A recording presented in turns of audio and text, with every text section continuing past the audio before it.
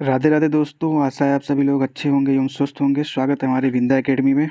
आज हमारा जो टॉपिक चलेगा साइंस का चलेगा, विज्ञान का चलेगा, थर्ड सेमेस्टर का यूनिट 1 यानी कि विज्ञान के प्रथम इकाई के बारे में आज हम लोग पढ़ेंगे, अध्ययन करेंगे। अगर आप इस चैनल पर नए हैं तो सब्सक्राइब कर लें हमारे चैनल को और शेयर करते हैं अपने दोस्तों के पास में। और इसके जो नोट्स हैं, वीडियो के डिस्क्रिप्शन में टेलीग्राम का लिंक दे दिया गया है, वहाँ से आप लोग जा करके टेलीग्राम चैनल को ज्वाइन कर सकते हैं और नोट्स आपको PDF के रूप में मिल जाएगी वहाँ पे। चलते हैं हम अपने टॉपिक की तरफ। हमारा जो टॉपिक है पहला, विज्ञान के प्रथम इकाई फर्स्ट यूनिट में वैज्ञानिक विधि। वैज्ञानिक विधि क्या होता है? Scientific method. पहला टॉपिक हमारा यही आएगा, साइंटिफिक मेथड क्या होता है। देखो, जो भी साइंटिस्ट होते हैं, जो भी वैज्ञानिक होते हैं, जिस विधि से अपना अध्ययन करते हैं उस विधि को वैज्ञानिक विधि कहा जाता है। यानी कि जो भी वैज्ञानिक होते हैं, जिस विधि को अपनाते हैं विज्ञान का अध्ययन करने के लिए, उस विधि को क्या कहा जाता है? वैज्ञानिक विधि कहलाता है। ठीक है, देख लेते हैं। प्रकृति की कार्यशैली को समझना ही विज्ञान का उद्देश्य है। बिल्कुल सही बात है। विज्ञान कोई अनेकों वैज्ञानिकों द्वारा खोजे गए कारणों का संग्रह मात्र नहीं है, या संग्रह मात्र ही नहीं है, बहुत कुछ इसमें प्रायोगिक चीज़ों पर निर्भर करता है। पूरा का पूरा जो भी प्रयोग की जाती हैं उसी पर डिपेंड होता है हमारा विज्ञान, जिसमें धारणाओं की पुष्टि प्रेषित तथ्यों से होती है। हाँ, प्रेषित तथ्यों मतलब जो भी कॉन्सेप्ट हमें मिलेगा, जो भी हमको लेख आर्टिकल मिलेगा, वो सारी की सारी चीज़ें हमें प्रयोग पर प्रेक्षित बातों पर ही निर्भर करती हुई मिलेंगी। उनकी मान्यता इस दृष्टि पर ही निर्भर है। खोज की इस विधि को वैज्ञानिक विधि या वैज्ञानिक अनुसंधान विधि कहते हैं। बिल्कुल सही बात है। मेन डेफिनेशन इसका है, देखिए, विज्ञान का अध्ययन करने में जिस विधि को वैज्ञानिक अपनाता है उसे वैज्ञानिक विधि कहते हैं। यानी कि विज्ञान का जब स्टडी किया जाए अगर कोई साइंटिस्ट के द्वारा, और वो जिस मेथड को अपनाए उस मेथड को क्या कहते हैं? वैज्ञानिक विधि कहते हैं। The method of the procedure which the student use in the pursuit of the science may be termed as scientific method. बिल्कुल है। वैज्ञानिक विज्ञान का अध्ययन करने के लिए जिस क्रिया विधि को अपनाते हैं उसे वैज्ञानिक विधि कहते हैं। वही सब डेफिनेशन है। ठीक है, डेफिनेशन बहुत अच्छे से ढूंढ के रखा है हमने, आपको बुक में नहीं मिलेगा। ठीक है, सारी चीज़ें हमने यहाँ पे लिखी हैं। ठीक, अब देख लेते हैं। एक हमारे ए वुल्फ साइंटिस्ट थे, बहुत ही महान साइंटिस्ट थे। इनके द्वारा एक डेफिनेशन दिया गया है, कोई भी अनुसंधान विधि जिसके द्वारा विज्ञान की रचना और विस्तार होता है वैज्ञानिक विधि कहलाती है। ठीक है, यानी कि कोई भी खोज विधि या वैज्ञानिक विधि या अनुसंधान विधि जिसके द्वारा विज्ञान की रचना, यानी जिसके द्वारा विज्ञान का विस्तार हो, जिसके द्वारा विज्ञान का नींव पड़े, जिसके द्वारा विज्ञान की विकास हो, उसे वैज्ञानिक विधि कहा जाता है। ठीक है, देख लेते हैं। और मतलब कुछ चीज़ें हैं इसमें जो उस बुक में लिखा गया है कि प्रशिक्षुओं को बताया जाए। ठीक, तो देख लेते हैं। अगर कोई चीज़ हवा में उछालें तो फेंके तो ज़मीन पर गिर जाती है, क्यों? इस अगर आपके मतलब आप खुद ही सोचो, अगर कोई ऑब्जेक्ट है, कोई वस्तु है, उसको हवा में अगर फेंक देते हैं तो नीचे चली जाती है, क्यों? क्योंकि इसका जो कारण है सर्वप्रथम सर आइजैक न्यूटन ने बताया। सबको पता है, पृथ्वी की अपनी तरफ खींचती है। क्यों? कैसे खींचती है? गुरुत्वाकर्षण के कारण खींचती है। ग्रेविटी, गुरुत्वाकर्षण के कारण खींचती है। ठीक है, उसके बाद जो है एक क्वेश्चन है हमारा, हमको मिला है, चिड़िया हवा को चीरते हुए उड़ती है कैसे? इसको अगर सोचा जाए, कैसे चिड़िया आकाश में कैसे उड़ती है? ठीक है, तो चिड़िया जो होती है, चिड़िया के जो पैर होते हैं, पैर की जो हड्डियाँ होती हैं खोखली होती हैं और फेफड़ों में जब हवा जाती है तो उसी सांस लेते हैं। सांस के माध्यम से इनके हड्डियों में भी हवा चली जाती है, तो हड्डियाँ इनकी हल्की होती हैं जो हवा में उड़ने के मदद करती हैं। पहला कॉन्सेप्ट तो ये है। दूसरा कॉन्सेप्ट इसी में क्या होता है, ये जो पंख है इसका, ठीक है, पंख के ऊपर जो होता है हवा का गति क्या होता है? तेज होता है, और नीचे हवा का गति कम होता है। ठीक है, पंख के ऊपर हवा का गति तेज होता है और पंख के नीचे हवा की गति कम होती है, जिससे हम कह सकते हैं ऊपर जो होता है प्रेशर, यानी कि दाब जो होता है हवा का कम होता है, और नीचे जो होता है पंख के, वो हवा का दाब ज़्यादा होता है, जिसके कारण से अपने पंख को ऊपर ऐसे बनाए रहता है। उस पर देखिए, जब यहाँ पे प्रेशर दाब अधिक रहेगा तो इसके ऊपर टिका रहेगा इसका पंख। ठीक है, इसी कारण ये हवा में टिके रहते हैं और उड़ते हैं। इसका यही दो कॉन्सेप्ट है। यहाँ पे वही सारी चीज़ें लिखी गई हैं, आप लोग पढ़ सकते हैं PDF से। अगला जो क्वेश्चन हमारा मिला है, ये देखिए, बहुत ही बढ़िया क्वेश्चन है। मोमबत्ती फूकने पर बुझ क्यों जाती है? ठीक है, मोमबत्ती फूकने पर बुझ क्यों जाती है? मान लीजिए कोई भी आग जलाने के लिए हमको 3 चीज़ों की आवश्यकता पड़ेगी। पहला ईंधन, दूसरा गर्मी और तीसरा ऑक्सीजन। ठीक है, मान लीजिए हमने जला दिया एक मोमबत्ती को। ठीक, मोमबत्ती को जलाने के बाद में जल गया, इसको जब हम फूकेंगे, जब हम अपने मुंह के द्वारा फूकते हैं तो हमारे मुंह से कार्बन डाइऑक्साइड गैस निकलती है, सबको पता है। ठीक है, और हवा में जो है ऑक्सीजन गैस रहती है। ठीक है, तो जैसे ही हम फूकेंगे वैसे वैसे ही ऑक्सीजन के अणुओं को विस्थापित करते हुए कार्बन डाइऑक्साइड आगे बढ़ेगा। ये मान लीजिए हमने ऑक्सीजन CO2 दे दिया, यहाँ पे O2 है, जैसे जैसे यहाँ आएगा जैसे इस लॉ पर पड़ेगा आपका ऑक्सीजन पहले तो हल्का सा जो विस्थापित करते हुए आएगा वह ऑक्सीजन हल्का सा इधर मोड़ देगा, जिस डायरेक्शन में आप फूकेंगे उस डायरेक्शन मोड़ देगा, उसी डायरेक्शन में लो चली जाएगी हल्का सा, यानी कि उसी डायरेक्शन में ऑक्सीजन के अणु विस्थापित होते गए हैं। जैसे ही कार्बन डाइऑक्साइड की मात्रा यहाँ पर पड़ेगी वैसे ही बुझ जाएगी ये, ठीक है। इसका कॉन्सेप्ट ये होता है। और बुझने के बाद में जब भी जलती है तो इसके चारों तरफ जो आवरण होते हैं मोमबत्ती के, उसके चारों तरफ पैराफिन गैस पाई जाती है। पैराफिन गैस क्या करती है, आवरण को पूरा गर्म कर देता है उसके चारों तरफ, ठीक है। जैसे ही कार्बन डाइऑक्साइड पहुंचेगा ये बुझ जाएगा, ठीक। अगला है हमारा प्रेशर कुकर में दाल जल्दी क्यों पकती है, ठीक है। प्रेशर कुकर में दाल क्यों क्यों जल्दी पकती है, मेन कारण इसका है क्वाथनांक का। क्वाथनांक का होता है, क्वाथनांक क्या होता है ये आप लोग पढ़े होंगे फिर फर्स्ट सेमेस्टर में, इसको बताने की जरूरत नहीं है बार बार। प्रेशर कुकर में दाब अधिक हो जाने के कारण उसमें पकाए जाने वाले पदार्थों का क्वाथनांक भी घट जाता है। बिल्कुल सही बात है। जो क्वाथनांक होता है, जो भी मटेरियल इसमें डाले जाते हैं, जो भी इसमें दाल चावल जो भी डाला जाता है उसका क्वाथनांक घट जाता है। और यहाँ पे प्रेशर देखिए, यहाँ प्रेशर जब बनाता है तो यहाँ पे वाल्व लगा होता है, ठीक है। प्रेशर ज़्यादा होने पे यहाँ से ये दगे ना, मतलब ये ब्लास्ट ना हो कुकर, यहाँ से थोड़ा थोड़ा गैस निकलता रहे, ठीक है। ये कारण होता है वाल्व सेफ्टी का, ठीक। और इसमें प्रेशर के कारण क्वाथनांक जो कम हो जाता है, जिसके कारण दाल वगैरह जो भी होता है जल्दी पक जाता है, ठीक। अब देखते हैं अगला जो हमारा टॉपिक है, वैज्ञानिक विधि के चरण, ठीक। वैज्ञानिक विधि के चरण यानी जब भी कोई वैज्ञानिक या कोई भी बच्चा, एक बच्चे समझते हैं, कोई भी छात्र होता है, ठीक है, उसके मन में एक पहले जिज्ञासा आती है। किसी कोई भी, जैसे मान लीजिए एक बॉल ही हमने फेंका, बॉल ऊपर फेंक दिया गेंद तो नीचे ज़मीन पे आई, तो उसके मन में एक जिज्ञासा उत्पन्न हुआ कि नीचे ज़मीन पे क्यों आई। तो वह जो है टीचर से या जो भी उसके मेंटर रहेंगे, जो भी उससे बड़े होंगे, उससे वो प्रश्न करेगा ऐसा क्यों हुआ। तो टीचर एक कॉन्सेप्ट देगा, यानी कि एक परिकल्पना देगा, ठीक। परिकल्पना देने के बाद वो बच्चा फिर से उसका परीक्षण करेगा बार बार, ठीक। परीक्षण करने के बाद में यानी प्रयोग करने के बाद में उसका निरीक्षण करेगा, कहीं गलती तो नहीं हो रही किसी स्टेप में। सबको निरीक्षण करने के बाद अभिलेख करे लिखेगा, यानी कि आर्टिकल लिखेगा, यानी कि उसका नोट्स बनाएगा पूरे अच्छी तरीके से, क्या क्या हुआ, चीज़ें क्या क्या नहीं हुई, फिर उसका विश्लेषण करेगा। फिर एक बार मतलब उल्टा भी करके देखेगा और सीधा भी करके देखेगा, यानी कि जो भी उसकी इतने जो चरण हम करते आए हैं इन सब में पूरा अच्छी तरह से विश्लेषण करेगा, कहीं कमी तो नहीं है, हर कॉन्सेप्ट सही तो बैठ रहा है। उसके बाद वर्गीकरण करेगा। वर्गीकरण करने का मतलब जो भी चीज़ें वो प्रयोग से ले करके आया है उसमें क्या करने से क्या चीज़ें बन रही हैं अलग अलग प्रकार की, उसका वर्गीकरण करेगा। उसके बाद पूर्ण विचार करेगा, फिर से विचार करेगा कि कहीं कुछ कमी तो नहीं रह जा रही है हमारे प्रयोग पे। उसका निष्कर्ष निकालेगा और एक रिजल्ट देगा कि रिजल्ट और परिणाम क्या मिला है। उसके बाद अपने नए प्रयोग पे चल जाएगा। तो वैज्ञानिक विधि के चरण यही इतने हैं। बहुत ही इंपॉर्टेंट क्वेश्चन है ये, डीएलएड में पूछे जाने वाला क्वेश्चन है ये, देख लीजिएगा आप लोग इसको। और अगला जो है हमारा जो टॉपिक है बहुत बढ़िया टॉपिक है, ठीक है। और हर एग्ज़ाम में यहाँ से मिल जाते हैं लगभग क्वेश्चंस, टेट वगैरह में मिल जाते हैं, देखने के लिए छोटे छोटे क्वेश्चंस बनते हैं यहाँ पे।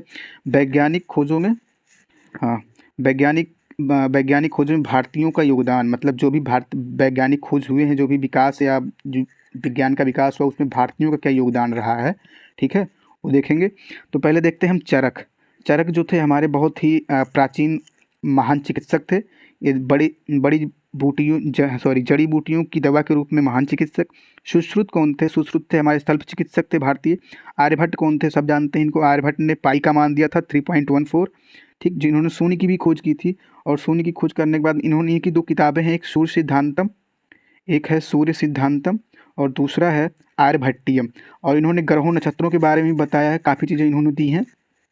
और उसके बाद हमारे आते हैं श्रीधराचार्य, ठीक है। श्रीधराचार्य वर्ग समीकरण को हल देने वाले प्रथम भारतीय गणितज्ञ थे।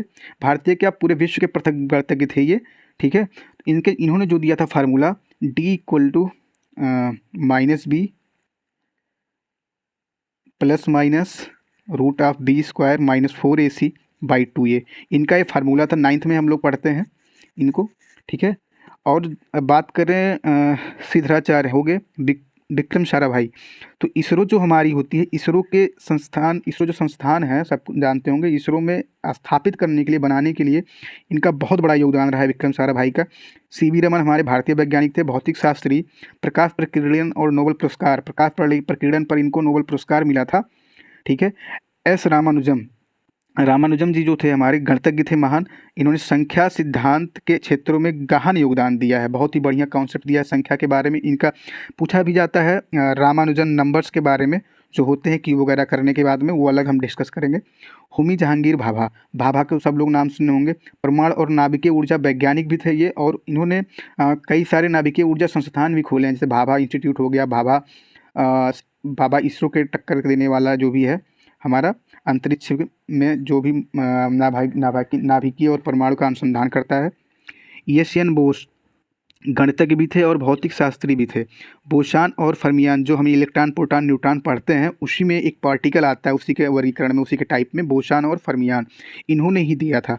ठीक है। मेघनाथ साहा प्रसिद्ध खगोल शास्त्री, साध्य समीकरण, शक पंचांग संशोधन, बिल्कुल शक पंचांग में इन्होंने संशोधन किया था और नया एक पंचांग दिया था।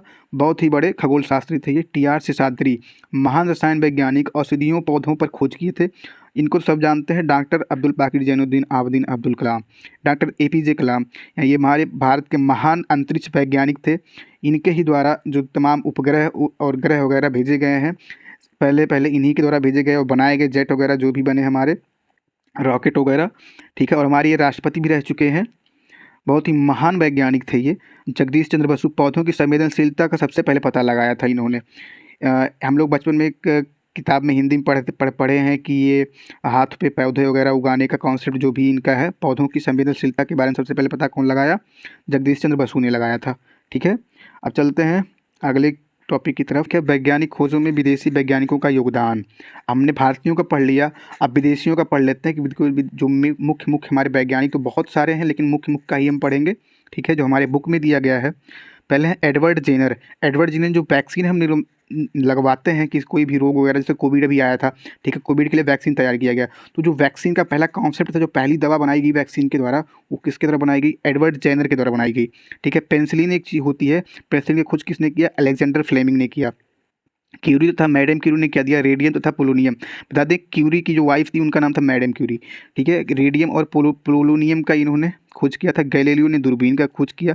थॉमस एडिसन ग्रामोफोन तथा विद्युत बल्ब का आविष्कार किया था इन्होंने। मार्कोनी रेडियो का आविष्कार किए थे।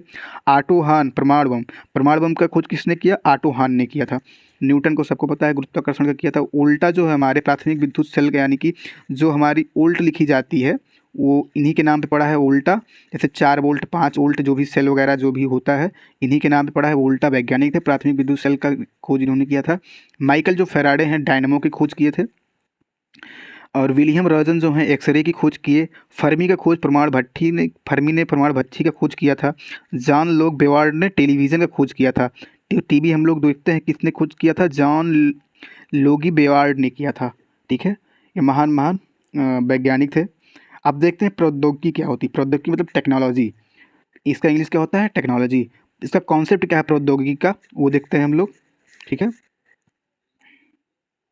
हाँ, विज्ञान के नियमों एवं सिद्धांतों के अनुप्रयोग से मानव हित में संशोधन का निर्माण ही प्रौद्योगिकी कहलाता है। ठीक है। यानी मानव अपनी जीवन को, अपनी क्रियाकलापों को आसान बनाने के लिए जो भी विज्ञान की सहायता से जो भी नियम सिद्धांत विज्ञानों के अपना के जो भी अपने नई चीज़ें डेवलप करेगा, नई चीज़ें बनाएगा, उसी को प्रौद्योगिकी कहते हैं। यानी कि मानव अपने जीवन को आसान बनाने के लिए विज्ञान की सहायता से जिन सिद्धांतों का उपयोग करेगा, ठीक है, उससे तो विज्ञान का डेवलप तो होगा ही होगा, साथ में प्रौद्योगिकी का भी विकास होगा, यानी कि नई नई चीज़ों का आविष्कार भी करेगा। ठीक है। देख लेते हैं इसे कुछ उदाहरण है। जैसे लुढ़का कर तने या सिलेंडर, यानी किसी पेड़ वगैरह को काटते हैं तो उसको लुढ़का कर ले जाने में आसानी होती है।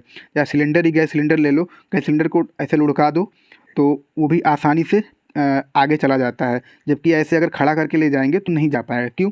घर्षण जो होता है, फ्रिक्शन जो होता है हमारा, वो बहुत कम बल लगता है लुढ़काने पर। ठीक है। इस प्रकार एकत्रित ज्ञान का उपयोग मनुष्य ने अपने जीवन में आवश्यकताओं की पूर्ति हेतु जीवन को आरामदायक आनंदमय बनाने के लिए किया। ठीक है। वही बात आई, मानव अपने जीवन को आसान बनाने के लिए विज्ञान की सहायता ली और उससे नई चीज़ें डेवलप की। वही हमारी टेक्नोलॉजी होती है, वही हमारी प्रौद्योगिक होता है। ठीक है। ये कॉन्सेप्ट है प्रौद्योगिक का। और विज्ञान और प्रौद्योगिकी की देन, विज्ञान और प्रौद्योगिकी जो है एक सिक्के के दोनों पहलू हैं। ठीक है।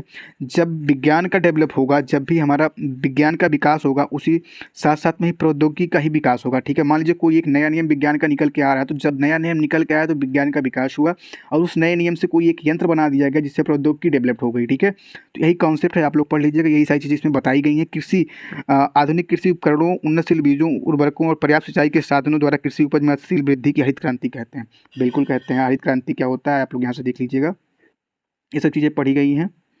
और फिर देख लेते हैं औद्योगिक क्रांति क्या होता है। विज्ञान और प्रौद्योगिकी के विकास में विभिन्न क्षेत्रों में क्रांतिकारी परिवर्तन। विज्ञान और प्रौद्योगिकी यानी कि साइंस एंड टेक्नोलॉजी का जब डेवलप्ड हुआ तो कैसे कैसे हमारे क्रांतियाँ आई, कैसे कैसे उनका परिवर्तन हुआ। तो पहला जो पॉइंट हमारा आता है औद्योगिक क्रांति का आता है, बहुत इंपॉर्टेंट है। औद्योगिक क्रांति का पूछे जाने वाला सबसे मोस्ट इंपॉर्टेंट क्वेश्चन है, औद्योगिक क्रांति का जो कॉन्सेप्ट दिया पहले पहले किसने यूज किया औद्योगिक क्रांति का शब्द। तो औद्योगिक क्रांति का शब्द सबसे पहले यूज किया था अर्नोल्ड टाइनबी करके जो थे हमारे ये इंग्लिश साहित्यकार थे। अर्नोल्ड टाइनबी ने क्या किया था, औद्योगिक क्रांति का सबसे पहले वर्ड दिया था। एनडीए वगैरह एग्जाम में पूछा गया ये क्वेश्चन है, और हमारे यूपी टेट में भी पूछ सकता है, कोई बड़ी बात नहीं है। डीएलएड के एग्जाम में भी ऑप्शनल में 1 नंबर में पूछ सकता है कि औद्योगिक क्रांति का सबसे पहले शब्द किसने दिया, तो अर्नोल्ड टाइनबी ने दिया था। ठीक है, जो अंग्रेजी के साहित्यकार थे। डिटेल में आप लोग यहाँ से पढ़ लीजिएगा, वही सब बातें आपको मिलेंगी। ठीक, औद्योगिक क्रांति क्या होती है, जब जैसे छोटी छोटी मान लीजिए पहले खेत का ले लीजिए, ठीक है, नहीं मशीन का ले। औद्योगिक क्रांति क्या होता है, उद्योग आप लोग जानते हैं, हाँ उद्योगों का निर्माण व विकास जो क्या कहलाता है, औद्योगिक क्रांति कहलाता है। ठीक है, किस प्रकार छोटे छोटे उद्योगों से, कुटीर उद्योगों से लेकर के बड़े उद्योग बनाए गए। कुटीर उद्योगों का कॉन्सेप्ट जो हमारे महात्मा गांधी ने दिया था। ठीक है, यहाँ देखिए छोटी छोटी मशीनों से लेकर बड़ी मशीनों का निर्माण, रेलवे जहाज़ों का इंजन का निर्माण, छोटे बड़े वाहनों, लड़ाकू विमानों, युद्धपोत, पनडुब्बी, सूचना प्रौद्योगिकी, आईटी के क्षेत्र में भारत के बीच छठे देश। हाँ, इन सब का जो निर्माण हुआ भारत में भी होने लगा बहुत अच्छी तरीके से, और आयात निर्यात भी करने लगी सारी मशीनों का, सारे यंत्रों का। बात करें आईटी की यानी सूचना प्रौद्योगिकी, इंफॉर्मेशन टेक्नोलॉजी, जो आईटी होता है इंफॉर्मेशन टेक्नोलॉजी होता है, यानी सूचना प्रौद्योगिकी जो होता है वो विश्व के टॉप जो 6 कंट्रीज़ हैं उनमें अपना स्थान बनाए रखा है। यानी बहुत ही अच्छी बात है ये कि आईटी में विश्व के टॉप 6 देशों में भारत का नाम आता है। ठीक, अगला जो देखते हैं जो हमारा है, हाँ अगला ये एनसीईआरटी जो कुछ कटिंग है, जो कंपटीशन की व्यू से या आप सोच ले पढ़ने की दृष्टि से बहुत ही महत्वपूर्ण है। ये देखिए डॉन ऑफ द सेंचुरी, नए शताब्दी का उदय, ये जो है एनसीईआरटी कटिंग है। डॉन ऑफ द सेंचुरी एक कंपनी का जो नाम था ईटी पॉल म्यूजिक कंपनी, एक म्यूजिक कंपनी थी। ठीक है, जिसने अपनी एक कवर निकाली थी मैगजीन पे, क्या नाम था उसका, डॉन ऑफ द सेंचुरी। इसमें आप देखेंगे, एक मिनट, एक महिला दिख रही है। महिला के देखिए पैर कहाँ है, पैर है हमारा पहिए पे, और पहिए पे देखिए पंख लगे हैं, यानी कि पहिए का निर्माण हो रहा है, पंख का निर्माण हो रहा है, यानी उड़ रहा है कोई चीज़, यानी जहाज़ों का भी निर्माण हो रहा है। यहाँ पे देखिए अपने हाथों से एक झंडा फहरा रही है, नई शताब्दी का उदय कर रही है। कहीं आपको कैमरा दिख रहा है, कहीं कंप्यूटर दिख रहा है, ऐसे ऐसे चीज़ें दिख रही हैं, कहीं आपको रेलवे चीज़ दिख रहा है, यानी कि नई शताब्दी का उदय हो रहा है। देखिए 1900 शताब्दी में इसने निकाला गया था ये, इस कंपनी के द्वारा। बहुत ही अच्छा पोस्टर, इस पोस्टर से आप औद्योगिकरण का सिद्धांत कॉन्सेप्ट समझ सकते हैं मात्र इसी फिगर से। आप लोग इसका जो नोट्स है वह नोट्स में जाके देखेंगे, टेलीग्राम चैनल पे मिल जाएगा आपको। देख महिला जो भी है अपने हाथ में कैमरा जो भी पकड़ रखी है, मशीनीकरण का जो भी नए नए चीज़ डेवलप्ड हो रहे हैं या हो रहे थे धीरे धीरे, वही सारी चीज़ें यहाँ पे बताई गई हैं। ये देखिए 1840 में इंग्लैंड के मानचेस्टर का चित्रण है। मानचेस्टर इंग्लैंड का एक शहर है। 1840 में ऐसे ही दिखता था, ऐसे ही दिखता था। ये एनसीईआरटी कटिंग है। कारखानों की चिमनियाँ देखिए, कारखानों की जो चिमनियाँ हैं, ये देखिए चिमनी है कारखानों की, एक मिनट, ये चिमनी है कारखानों की, इसमें यही दिखाया गया है। और बहुत ही बढ़िया बात इसमें एक ये है, ये देखिए 1781 में लोहे से निर्मित विश्व के प्रथम पुल का उद्घाटन ये इंग्लैंड में हुआ था। कहाँ पे हुआ था, इंग्लैंड में, शोर्फशायर में हुआ था। शोर्फशायर इंग्लैंड का एक जगह है जहाँ पे 1781 में लोहे का पहला पुल बना था। यही पुल है जो पहली बार बना था पूरे विश्व में, पहली बार लोहे का पुल इंग्लैंड में 1781 में शोर्फशायर में बना था। ठीक है, अगला देख लेते हैं। अगला हमारा लंकाशायर आएगा। लंकाशायर यहाँ पे कुटीर, यहाँ पे जो भी सूत का जो भी निर्माण होता था बहुत ही अच्छे तरीके से होता था। ठीक है, ये सब चीज़ें हैं, आप लोग पढ़ लीजिएगा नोट्स में एक बार। सब औद्योगिकरण का विकास कैसे कैसे हुआ वही सब बताया गया है।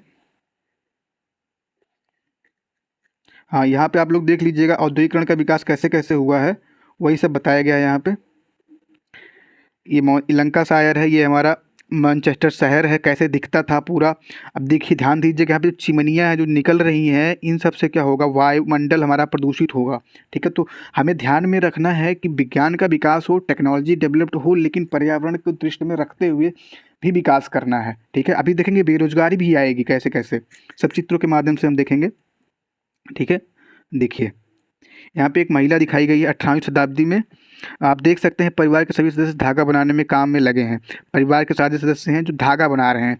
तो ये जो कुटीर उद्योग टाइप का है, इसमें तो रोजगार तो पर्याप्त रूप में मिल जा रही थी, लेकिन यहाँ पे दूसरा जो आप देखेंगे, ये देखिए ये वाला चीज़, इसमें जो है टेक्नोलॉजी डेवलप्ड हो गई। इसमें टेक्नोलॉजी डेवलप्ड हो गई जो ऑटोमेटिक चलता था ये। इसमें एक बार लगा दो, चलता रहेगा, अपना बनाता रहेगा, मेहनत नहीं करनी पड़ेगी। फिर यही मशीन उठा करके इसमें लगा दिया गया फैक्ट्री में। अब फैक्ट्री जब डेवलप्ड हो गई तो इसमें आदमी ज़्यादा लगेंगे नहीं, यानी कि बेरोजगारी बढ़ गई। ठीक है, ये देखिए ये एक चित्र दिखाया गया है। हाँ, ये जो है बेघर और भूखे सैमुअल वुल्फ लिक की पेंटिंग, ये जो है सैमुअल ल्यूक फिल्डेस की जो पेंटिंग है 1874 में इन्होंने दिखाया था। ये सब बेघर हैं, इनके पास कोई जॉब नहीं है, कोई वर्क नहीं है, कोई काम नहीं है, ये पटरियों पे खड़े हुए हैं काम मांगने के लिए। इतनी बड़ी बेरोजगारी आ गई थी उस टाइम पे। अभी भी बेरोजगारी चल रही है मशीनीकरण से। ठीक है, ये जो कॉन्सेप्ट है मेन मेन इसमें जो छाटे गए हैं, आप लोग इसके नोट्स में पढ़ लीजिएगा, बहुत ही बढ़िया बढ़िया कॉन्सेप्ट दिया गया है। ये देखिए काम की तलाश में निकले लोग, द इलस्ट्रेट लंदन न्यूज़, ये लंदन न्यूज़ है 1889। ये देखिए काम की तलाश में लोग भटक रहे हैं, मशीनीकरण औद्योगिकरण का विकास और लोग बेरोजगार हो गए। ये देखिए हमारे अपनी इंडिया में आते हैं। इंडिया में देखिए काम पर लगा एक बुनकर गुजरात का एक बुनकर है जो अपने अभी अपनी हाथों से काम कर रहा है। ये देखिए जो हमारी जो कंपनी थी England British east India company, वो देखिए बॉम्बे हार्वर्ड 18वीं शताब्दी के आखिर का यानी 18वीं शताब्दी के लास्ट का जो चित्र है, बम्बई और कलकत्ता का जो चित्र है, जो भी आयात निर्यात होते थे इन्हीं सबसे होते थे। ठीक है, ये दिखाया गया है। ये देखिए बम्बई और कलकत्ता 1780 के दशक के व्यापारिक बंदरगाहों के रूप में विकसित होने लगे थे। यह पुरानी व्यापारिक व्यवस्था का पतन और औपनिवेशिक अर्थव्यवस्था का विकास का समय था ये। ठीक है, यानी औद्योगिकरण का विकास किस किस प्रकार हुआ है भारत की और इंग्लैंड की, जो भी हमारे देश हैं, आप इसमें समझ सकते हैं कॉन्सेप्ट क्या क्या था। एक हमारे हैं जमशेद जीजा भोये, यही बहुत ही बड़े जो भी सूत की कटाई होती बुनकर होती थी, उनके ये लड़के थे। ठीक है, इनके पास बहुत सारे जहाज वगैरह थे जिनको बेचना पड़ा था क्योंकि ये भागीदार कर लिए थे, तो इसे बताया गया है। ये देखिए टाटा लोग हैं, JN टाटा, RD टाटा और सरजे टाटा, जो ये अपने आपस में भागीदार थे, बिजनेस सेटअप किए थे, निवेश किए थे। ये देखिए ये एक निवेशी थे, क्या नाम है इनका, टैगोर जी, जो द्वारकानाथ टैगोर, एक इन्वेस्ट करते थे। ठीक है, ये देखिए इसमें बहुत बढ़िया बात बताई गई है, बम्बई के एक मिल के युवा कामगार बीच में, जो ये देखिए कामगार है उसका परिवार है, जब भी ये घर जाते थे तो नए नए कपड़े पहन के जाते थे, वही इसमें लिखा गया है। ठीक है, यही सब चीज़ें हैं, आप लोग देख लीजिएगा इस बार। ये देखिए औद्योगिकरण का विकास करने के लिए प्रचार करने की ज़रूरत पड़ती थी। प्रचार करने, देखिए साबुन क्या है ये, हाँ सनलाइट साबुन कैलेंडर। ठीक है, ये देखिए साबुन कैलेंडर के से लिया गया फ़ोटो है। ये देखिए माचिस है। ठीक है, ये विष्णु जी का फ़ोटो है, इसमें लाइट लाते हुए दिखाया गया है। ठीक है, ये इसमें देखिए एक भारतीय मिल में बने कपड़े का लेबल है ये। ठीक है, कपड़े पे जो लोगो बनता है उस टाइम ऐसा कुछ लगाया था, कितना बढ़िया चित्र बनाया गया है देखिए। और तीसरा जो हमारा है ग्रे पॉइंटर का कैलेंडर है, इसमें कृष्ण भगवान की फ़ोटो दर्शाई गई है। जो भी मेन कॉन्सेप्ट है आप लोग पढ़ करके भी देख सकते हैं इसमें से, बहुत ही बढ़िया। औद्योगिकरण का विकास हमको खाली समझाना था इसमें, औद्योगिकरण का विकास कैसे कैसे हुआ है। ठीक है, अब दूसरा जो हमारा बनता है जनसंचार में क्रांति कैसे, यानी कि जो टेक्नोलॉजी है, जो हमारी सूचना इन्फॉर्मेशन में जो क्रांति आई, इन्फॉर्मेशन जो न्यूज़ वगैरह जो भी हमारी हैं, जो फ़ोन वगैरह यूज़ करते हैं, ये कैसे कैसे डेवलप्ड हुए, वो है कंप्यूटर, ईमेल और इंटरनेट। इन सब की सहायता से विकास बहुत तेज़ी से हुआ है। अच्छी बात है, सबको पता है कंप्यूटर क्या होता है। कंप्यूटर एक इलेक्ट्रॉनिक डिवाइस, इलेक्ट्रॉनिक मशीन होती है जिससे अनेक उपयोगी एवं जटिल कार्यों से आप संपन्न किए जा सकते हैं। बहुत सारे काम बहुत ही सेकंडों में किए जा सकते हैं। रख रखाव, कैलकुलेशन, टाइपिंग, प्रोग्रामिंग एक्सेट्रा जो करते हैं इसी से करते हैं। आजकल कंप्यूटर और लैपटॉप वगैरह हर जगह पड़े मिलेंगे, हर फैक्ट्री में छोटे छोटे मिलेंगे आपको देखने को। इसके बिना कार्य ही संभव नहीं हो पाएगा, इतनी महत्वपूर्ण भूमिका है। इंटरनेट के बारे में सब जानते होंगे, एक प्रकार की जाल होती है। यह कंप्यूटर की नवीनतम प्रणाली है, विश्व के हज़ारों छोटे कंप्यूटर नेटवर्क लाइन में जोड़ दिए जाते हैं, जिन्हें टेलीग्राफिक लाइन की सहायता से कंप्यूटर को नेटवर्क को इंटरनेट कहते हैं। बिल्कुल सही बात है। ये देखिए कैसे कैसे क्या क्या डेवलप्ड हुआ है, ये इस चित्र में आप लोग देख सकते हैं। इन दोनों चीज़ों में इंफॉर्मेशन IT का जो डेवलप्ड हुआ है किस प्रकार हुआ है, और बाकी जो चीज़ें हैं हमारे कुछ उसी के अंतर्गत टॉपिक है कृषि के क्षेत्र में क्रांति। ये देखिए कृषि के क्षेत्र में क्रांति कैसे कैसे हुई। पहले हाथ से काटते थे, बैलगाड़ी चलता था, अब ट्रॉली चलता है, जेसीबी चलता है, हार्वेस्टर चलती है। ये सब जो नई नई डेवलप्ड हुई हैं। ईंधन के क्षेत्र में क्रांति, बिल्कुल ईंधन के क्षेत्र में देखिए लाइट यानी करंट के जो विद्युत है, विद्युत का आविष्कार हुआ, विद्युत का निर्माण हुआ, ठीक है। और ये देखिए कार है हमारा पेट्रोल ले रहा है, और अब तो चल गया सोलर वाला। बहुत सारी चीज़ें डेवलप्ड हुई हैं। चिकित्सा के क्षेत्र में तमाम विकास हुए हैं हमारे। राष्ट्रीय सुरक्षा एवं युद्ध के क्षेत्र में नई नई चीज़ें, युद्धपोत और जो भी नए जेट विमान, लड़ाकू विमान बनाए जा रहे हैं, हमारे भारत में बनाए जा रहे हैं। अच्छा खासा निर्यात भी किया जा रहा है कहीं कहीं पर, ठीक है। लास्ट जो हमारा टॉपिक बनता है, इनकी हानियाँ क्या होती हैं। विज्ञान से और प्रौद्योगिकी के विकास से मानव को लाभ ही नहीं वरन अनेक प्रकार की हानियाँ भी हुई हैं, जो इस प्रकार हैं। पहला है पर्यावरण, अनेक प्रकार के प्रदूषण भी उत्पन्न होते हैं। बिल्कुल बेरोजगारी के क्षेत्र में अधिकता हो, जो बता चुके हैं। जीवों की विलुप्तता भी हो जाती है। छोटे छोटे जीव होते हैं, धुआं चिमनियों वगैरह का पड़ता है। या मान लीजिए कृषि का ही ले लीजिए, जो भी कीट होते हैं, खाद वगैरह मारते हैं, नष्ट हो जाते हैं, तो जीवों की विलुप्तता आ जाती है। इससे प्राकृतिक संसाधनों का दोहन होता है, पेड़ों की कटाई होती है तो प्राकृतिक संसाधनों का दोहन हो जाता है, ठीक है। अतः इस बात की जागरूकता होनी चाहिए कि विज्ञान के अनुप्रयोग से पर्यावरण को कोई दुष्प्रभाव ना पड़े, किसी प्रकार की कोई हानि ना पहुंचे। ये छोटा सा एक चैप्टर था हमारा डीएलएड के 3rd सेमेस्टर के प्रथम इकाई का विज्ञान का। आशा आप सभी लोग संतुष्ट होंगे हमारे इस नोट से, और कॉन्सेप्ट जो बताए गए हैं बहुत ही ईजी चैप्टर था। मिलते हैं नेक्स्ट वीडियो में, तब तक के लिए राधे राधे। आप सभी लोग इस चैनल को सब्सक्राइब करवा दें और शेयर करवा दें।